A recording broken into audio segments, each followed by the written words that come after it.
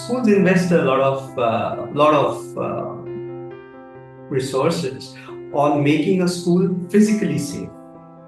You have CCTV cameras, you have access control, you have rules, regulations in place to make the school physically safe.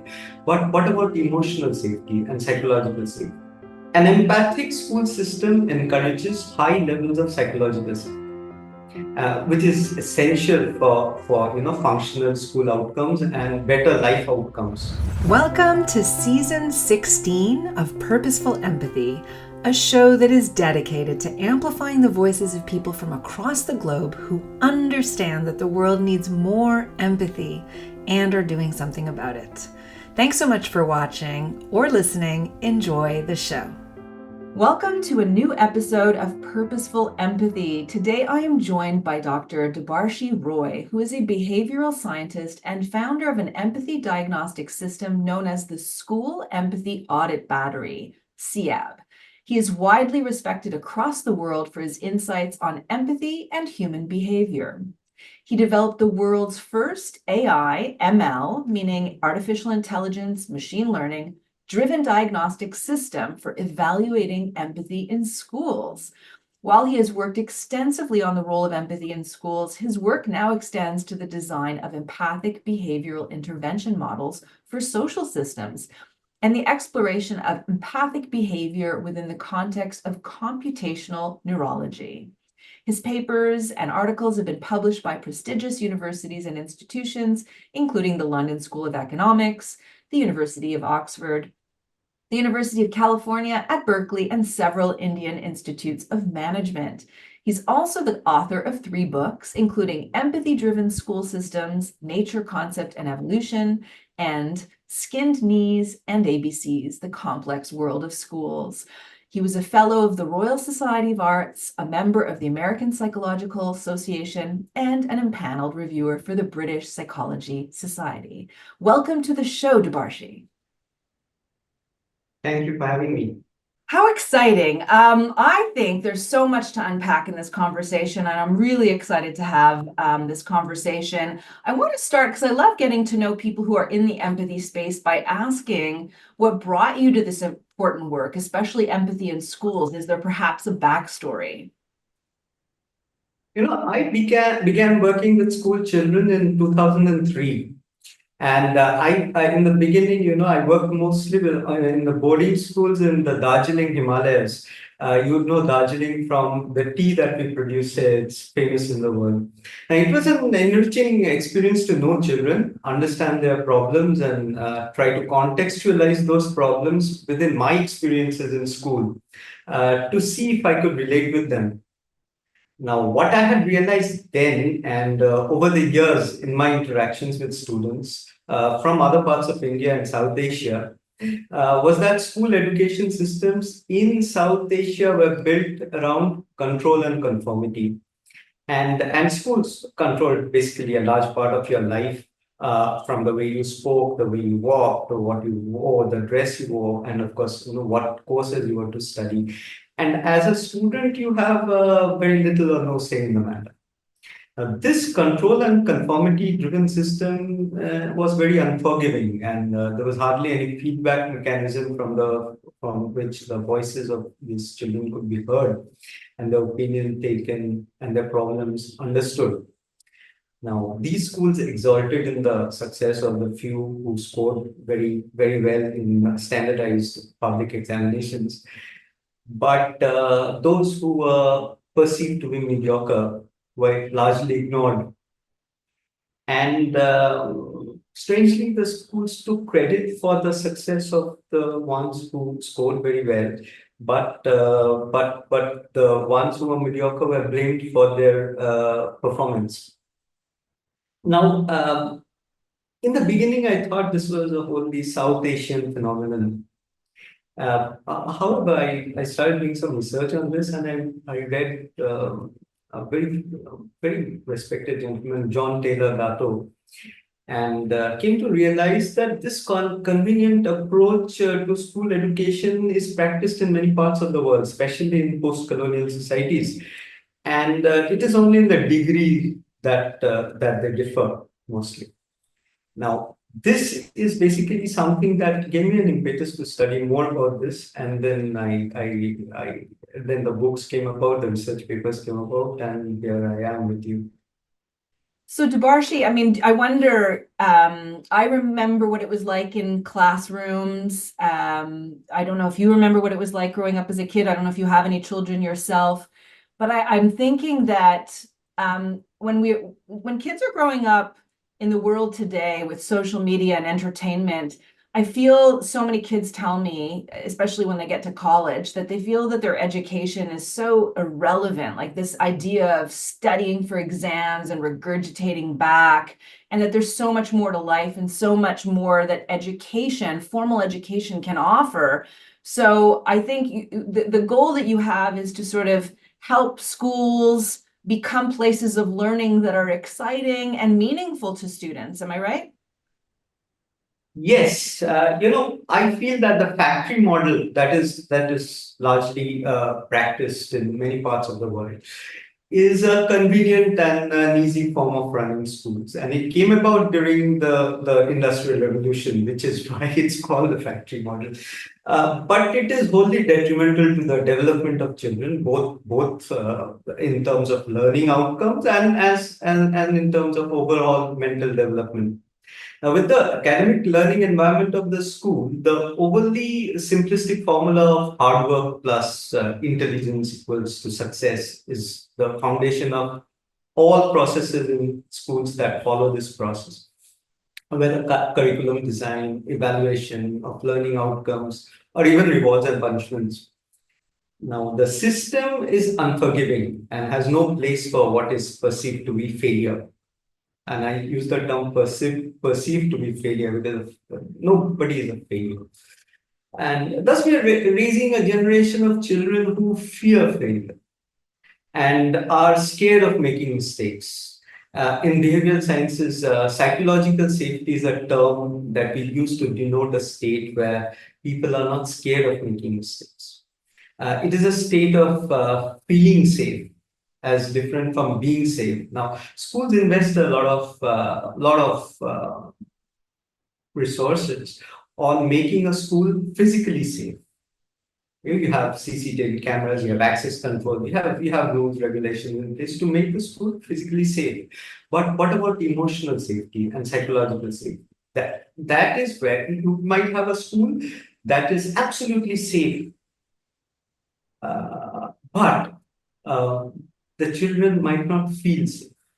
And that is the difference. So a psychologically safe school ensures that children feel safe. And this part is largely ignored because it is not easy to create an atmosphere where all children feel safe. Now, an empathic school system encourages high levels of psychological safety. Which is essential for functional school outcomes and better life outcomes. And there is another extension to this problem, as we were discussing earlier. Schools are complex systems. Now, a complex system is a system where a large number of entities interact with each other, and they're continually interacting with each other. And they produce outcomes which are non-linear, and which is a mathematical term. Basically, it means you can't predict the outcomes. So suppose you have a child and you are a teacher, and the child has committed some small act of delinquency, and you scold the child. Now, several things might happen. The child might just take it well and grin and walk away and try not to repeat that mistake. Another child in the same situation, and you having said the same words, might take it very bad, might commit self-harm, or might start harming the teacher. And how do you predict this? There's no way to predict this behavior. In fact, the same child might react differently at different times. And this is where we have to slow down the system, understand the reason for a child's behavior, and then take adequate action. This is very important. So I'm very interested in this diagnostic tool that you've developed, and I want to talk about how AI and machine learning are part of it. I know that you believe that empathy can fundamentally change empathy. I also know that you believe that the key to understanding human behavior is empathy, right? Non-hierarchical, non-patronizing, non-judgmental. These are your words. And I know that you think that we must always ask ourselves, so whether you're in the school system as a teacher, as an administrator, we have to ask ourselves the question why a child or a student might be behaving in a particular way, right? So why is that frame very important as the context for the work that we're going to talk about that you do with the diagnostic tool? See, as I said, uh, human behavior is very complex, and knee-jerk reactions, and two people might have the same behavior, but they might have completely different reasons for the same behavior. A child might act delinquent for one reason or the other. Now, if you have one size fits all kind of a reaction to human behavior, then you're not really doing justice to the children who are under your care. So the why is important. Now, empathy is non-judgmental because it asks the question why and tries to analyze the why, the reasons for a particular behavior uh, objectively, without biases. It is non-hierarchical because you put yourself in the child's shoes and try to imagine as to what your reactions would be under the same circumstances, and that is a very important part of understanding children, and which is different from sympathy. Because sympathy is a hierarchical emotion where it's a top-down emotion where you look down and say, okay, I pity you kind of thing. So empathy, you're putting yourself at the same level as the child and trying to see things from their perspective, the children's perspective. And so when you do that and you start asking the why from the child's perspective, you get a very clear understanding as to where this behavior is coming from, and that is exactly why it is so important. That is why I lay emphasis on why, and it's not just schools and children, in our personal lives, in relationships, within friendships, anywhere. If you start asking why, your reaction to a behavior wouldn't be knee jerk. If a child is retorting in a rude manner to a teacher, another teacher, there are instances where the law enforcement has been called to manage that situation. But if you start asking why, you would step back from a knee-jerk reaction, think about it, try to go back. When things are cool, you try to talk to the child or try to find out the background for that reaction, and then make a reaction over time. And that is very important instead of a knee-jerk reaction. So the why makes you understand things better, makes your reaction more objective in nature, and it stands to improve the situation. Whatever intervention that you make after understanding the why to a behavior will only improve the situation. It won't make it worse. Right. Now, I know that you've made the case here that standardized systems, this idea of evaluating student performance on these tests is not the way to go. You actually believe schools should be evaluating levels of empathy within the system. Okay, this is sort of the principal approach that you have. So now, technically speaking, and sort of more in the nuts and bolts of things, how does this SEAB empathy diagnostic system help schools to enhance their empathic approach? I'm really curious how you use the system. If we go back, step back, if you take a step back from your question, schools are institutions with asymmetric power balance. And the adults, they enjoy overwhelming power over the children in many ways. And schools fundamentally do not want to change that power balance and empower students in many parts of the world. I wouldn't say all schools, but many. And power corrupts, and absolute power corrupts absolutely. So as a result, you regularly come across horror stories coming from schools from all over the world. And let me tell you, the most horrific stories coming out from schools are those that are not told, that you don't hear of. And I know of a school where vice principal didn't like a student, and he ensured that that high school student for the last 2 years of his school life was in school, and there was no overt coercion towards the child, but he ensured that no teacher and no student interacted with him informally. And I was speaking to this student when he was in his 40s, and he had tears in his eyes when he was recalling this. And this incident wouldn't be reported because there is no overt coercion, there is no abuse over, but it is an abuse of a power. And how do you stop this from happening? From an objective audit system that that students can use to voice their opinion. So SEAB is fundamentally a tool that helps you understand students by empowering them to speak to you.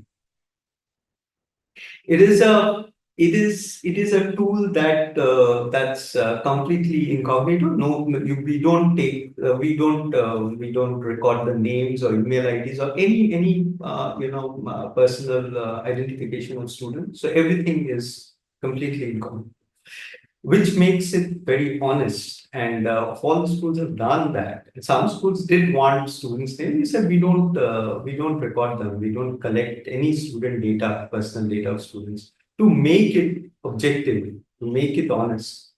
Now, in order that schools become empathic and they need to empower students, and they, as I said, they need to reduce the power differential. SEAB reduces that power differential by helping schools hear their voices. Now we evaluate school organizations through three input variables. Now input variables are variables that that actually fundamentally they are the ones that predict an outcome. Maybe the input variables in this case are school leadership. Yeah. So okay, you're going to say three things in a row, right? School leadership, school culture, and school justice system. These are the three input variables. These are the three fundamental, variables, which, when turned empathic, leads to a positive change in the outcome variable, which is psychological safety, as we spoke earlier. Because empathic school systems lead to greater psychological safety. So we evaluate schools on all these four parameters. so, okay, I and those are three that I think we're going to maybe unpack a little bit further. But just from a technical standpoint, when you say we evaluate and it's all incognito, does that mean you've got a microphone set up and kids are coming into a room sort of in a focus group setup and they're speaking about their school? Like, how does the research actually take place? We have a 72-item questionnaire. And now this 72-item questionnaire is shared with the school. Now, with the counselor of the school. And the counselor of the school is asked to share it on all the children's email ID. Especially, and they when they fill up their responses, we get it back immediately without the school being the part of the process at that level. The school has nothing to do with it. So we get the responses. We do not take any, so we collect any student data. So we have exactly what the child has, responded. And so what are some of those questions out of the 72 questions? There are 72 of them. I can give you a few, like, whether the school principal is respectful towards you, whether teachers write back comments in your notebooks, stuff like that, simple, understandable, and very importantly, relatable to a child's everyday school experience. Right. And so this diagnostic tool is If for the principal knows your name, Pardon me? if the principal knows your name, Yes. Okay. that's an important one for us. Okay. And is this for elementary school only or high school as well? This is high school. The tool has been pilot tested from our grade 7. That would be 13-year-olds to 18-year-olds. Okay. And so once the data has been captured for a particular school, then you analyze it and come back to the school with recommendations? Yes, we take the data and we have an algorithm, which is where the AI part comes in, and the algorithm flags. The algorithm has analyzes does a fundamental statistical analysis of all the data, comes up with the statistics of it, and there is a part of the algorithm that flags all the areas which need attention, and areas which need sustenance. Where by that we mean areas that are good and that need to be sustained, and areas that need to be improved, and areas that need immediate attention. And we have a few metrics that we share with the school. We have a metric called the critical wellness score, which is very critical, and we and this of all the metrics is we want that to be taken care of first. Whether children are safe and stuff like that. And then we have a confidence index that shows how confident the children are, trust index, how much the children trust the adults in school, and then we have all these indexes of leadership and culture and psychology. So the three elements that you're testing for, let's go deep into those three and why you chose them. So which one is the first? The first one is school leadership. And we chose that because as you said, a school is as empathic as its leadership. And that leadership will determine the next variable, school culture. And the school culture will determine the school justice system. And so that we don't have kind of a retribution based justice. Now, which is why most of the processes, the rules, regulations, the fierceness of the rules and regulations, as well as the at times the flexibility of the rigidity of those rules and regulations are very important. I'll give you I'll let you into an experience of mine. Way back in 2003, when I just began working with schools, I was called to the office of the principal here in my hometown. And I went and I was sitting there waiting for her. And as I was waiting for her, a person came over, and he was covered in bandages. He had his hand in bandage, he had his face in bandage. Apparently, he had had an accident. And he told the secretary to the principal, see, I have had an accident and my wife is very serious in hospital. I have to take the child to the hospital to see her mother. And the secretary, I was there, tells him, in order to take the child away from school before the closing hours of the school, you have to let the school know 2 days in advance. That is the rule, and we can't change. And it might sound like an outlier kind of a situation. It isn't, because it's very easy. Why do people behave like that? Why do people become rigid with rules? Because it is easy. It's an algorithmic, linear process to run a school. I do not want to take a risk of going beyond what the rule book says. And this comes from the top, from the person running the school, the institution, whether the person knows the child, whether the person is aware of the child's problems, whether the person is aware of the child's problems at home.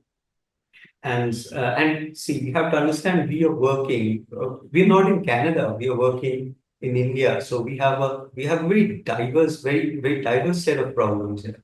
And in the same school, you will have children coming from very socioeconomic background. So you cannot have kind of a homogeneous kind of an approach to school education. And that is why we are so gung ho about having an empathic school leadership. Because without that, you cannot have an empathic school culture. Right.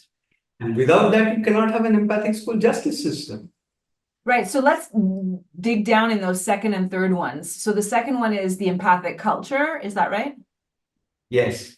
Okay. The empathic culture, we use, we try to analyze the school culture through, different forms of cultural makeup, and we try to see whether the culture is understanding, whether it is collective, whether collectivism is you know encouraged, whether the power distance is high. That is very important. Now, power distance is the distance between the power of the powerful man versus the person who's not powerful. This is used in organizational setups quite a lot, but it is also in school, where the principal wields such power that the teacher will not be able to speak in front of him, or a student won't be able to speak in front of him. So that if an organization has a very large asymmetric power distance, then there's a problem. So we kind of try and analyze school systems on these parameters. And the third one is the justice, right? Speak more about that. Yes, that's very important because, as I said, again, it comes back to the question of why. Now, are you running a school as a jail or as a prison? And are you doing that like a military school? Or are you running a school where you accept that children will make mistakes and we are there to correct them without creating this fear in them? And that is where school justice systems should not be retributional. If I answer back to a teacher, uh, I shouldn't be thrown out of school. The teacher should also sit back and reflect as to what he or she has done to create this kind of a bitterness in the student. Because I believe, there is this saying, it says, your children or your students will forget what you taught them, but they'll not forget how you made them feel. That's very important. I actually quote Maya Angelou in my last TED Talk. It's people will forget what you did, people will forget what you said, but people will never forget how you made them feel. Yeah, it's a Maya Yes. Angelou quote. I love that. Debarshi, what's interesting is I understand that you have a very big and bold vision about how this diagnostic tool could be used beyond schools, right? You actually believe that it could include other socioeconomic systems. So how do you think empathy can lead to human progress, especially among marginalized and underserved, underprivileged populations? As I mentioned, my work deals with the design and sustenance of empathic social systems. That is because I feel empathic social systems will encourage empathic individual behavior and not the vice versa. I think people make a mistake there. It is the system that will create an empathic individual. Empathic individuals don't create the system. It's my point of view. I might be wrong, but I feel that way. I'll explain why. Suppose you're running it. Let's take contextualize this particular discussion within school. Suppose we have a teacher who's perfectly a nice human being, but not empathic. Taking empathic as an inherent trait here. What do we do? Do we pick on that teacher because he is not empathic? That would inherently make my system unempathic. But if I have a system that has a set of standard operating procedures that makes him act in empathic ways. Suppose a child has answered back, taking that example. If the system is such, if my standard operating procedures are such that the teacher cannot immediately take any action, has to file a report, go to the child, talk to him, and then understand, and then speak to somebody else, and maybe the counselor, and then take action. Then he will be acting in an empathic manner because the system is kind of egging him to do that. So empathic systems create empathic individuals, and at least in the workplace. Debarshi, we're at the last question of our conversation. I always ask this of my guests, and that is if you can think of a time in your life, a story, a moment when you were on the receiving end of empathy and what that meant for you.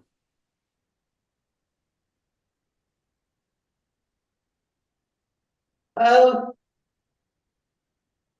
I it will be difficult for me to give you a personal experience, but I can give you something, a story that is very closely related to me, if you accept. Now, I know a girl who was admitted to a very reputed school in my town, and parents were educationists, and she was younger than her classmates in school. And her parents had misunderstood the learning models of preschool or pre-kindergarten education in India that is being allowed, that is being followed nowadays. So on the first day of the pre-kindergarten class, the teacher gave the students a test to understand how much they already knew. Now, these were all 3 to 5 year olds, and the child who I'm speaking of was only 3. And she developed this immediate deep fear for examinations from that day onwards. And for many years, she used to freeze during examinations. They would take her to an examination hall, she would freeze, not write anything. And every year, her parents were called to the school and they were told to remove the child from the school. In fact, once they were told that the child was a special child and belongs to a school for special children. And, she was being diagnosed with non-specific learning disabilities. And the school ignored the fact that the child was simultaneously improving on a number of areas, including her spellings, for example. And when it first began, if you asked her to spell school, she would give you a random set of letters X, Y, Z, E, whatever. And then she had improved to a point where she could write SKUL. But the schools ignore growth and they reward only proficiency. So that was not taken as a growth, and she was given a 0 for both. And that led to learned helplessness. If I work hard, then I'm getting this. So the child, however, improved slightly when she had somehow reached middle school. Every year, her parents were forced to write a submission to the school saying that the child would be asked to leave during the middle of the session if she couldn't cope. And the parents, while understandably frustrated at times, kept encouraging the daughter and told her to take things at her own pace. Now, they never asked her to get great grades or even pass or whatever.